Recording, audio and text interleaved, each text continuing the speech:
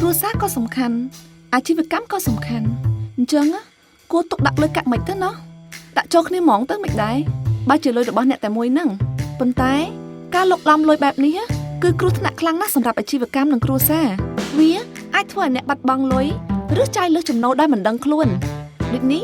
អ្នកត្រូវតែធ្វើការបែងចែកលុយអាជីវកម្មនិងលុយផ្ទាល់ខ្លួន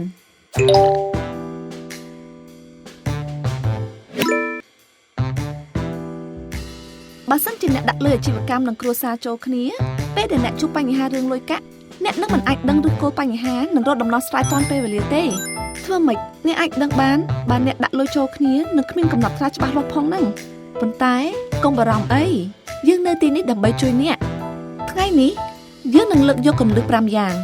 ដើម្បីបែងចែកប្រាក់អាជីវកម្មនិងប្រាក់ផ្ទាល់ខ្លួន 1. បង្កើតគណនីធនាគារ2ដាច់ពីគ្នា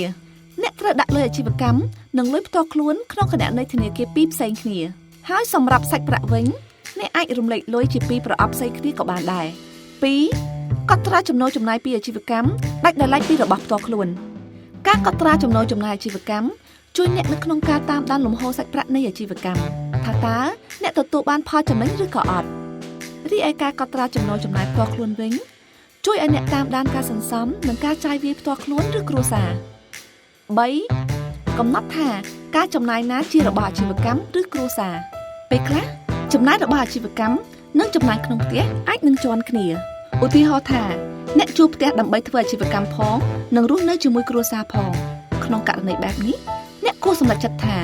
តើអ្នកគួរយកលុយពីខ្ទង់ចំណាយមួយណាដើម្បីយកទៅបង់ថ្លៃផ្ទះបើសិនជាអ្នកគិតថាវាគឺជាចំណាយរបស់អាជីវកម្មអ្នកគួរតែយកលុយពីខ្ទង់ចំណាយអាជីវកម្មទៅបង់ថ្លៃផ្ទះ 4. ឲ្យប្រាក់ខែខ្លួនឯងអ្នកអាចចាត់ទុកខ្លួនឯងជាបុគ្គលិកម្នាក់របស់អាជីវកម្មអ្នកដូចនេះត្រូវផ្ដល់ប្រាក់ខែឲ្យខ្លួនឯងជាប្រចាំសម្រាប់ការចាយវាយក្នុងគ្រួសារធ្វើបែបនេះអ្នកនឹងងាយស្រួលក្នុងការតាមដានផលចំណេញពីអាជីវកម្ម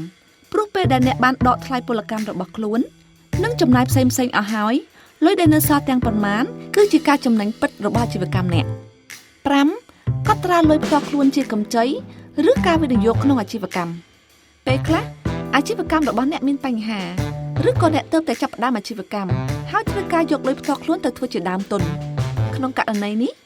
អ្នកគួរកត់ត្រាលុយផ្ទាល់ខ្លួនដែលដាក់ចូលទៅក្នុងអាជីវកម្មទៅជាប្រាក់កម្ចីឬក៏ការវិនិយោគវានឹងជួយឲ្យអ្នកតាមដានផលចំណេញច្បាស់លាស់ឬដឹងថាការរកស៊ីរបស់អ្នកអាចរួចថ្លៃដើមឬក៏អត់ហើយកុំភ្លេចសងលុយខ្លួនឯងវិញផងណាសរុបមកការបែងចែកប្រាក់ក្នុងគ្រួសារនិងអាជីវកម្មនឹងជួយថែរក្សាលុយកាក់ដែលអ្នករកបានដោយមានសុវត្ថិភាពផ្ដល់ភាពរីករាយក្នុងគ្រួសារនិងជោគជ័យក្នុងដំណើរការអាជីវកម្មចាត់ចែងលុយកាក់អ្នកឲ្យបានល្អនៅថ្ងៃនេះដើម្បីសម្រេចក្តីស្រមៃនៅថ្ងៃមុខ